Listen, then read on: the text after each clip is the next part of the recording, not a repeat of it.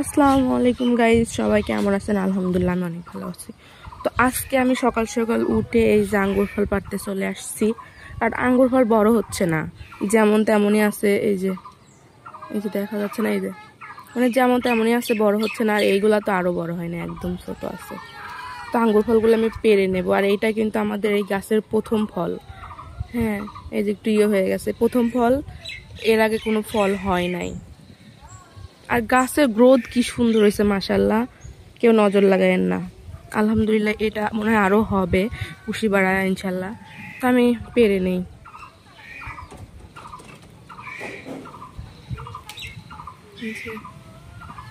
এগুলো পেরে নেই, এগুলো আর হবে না।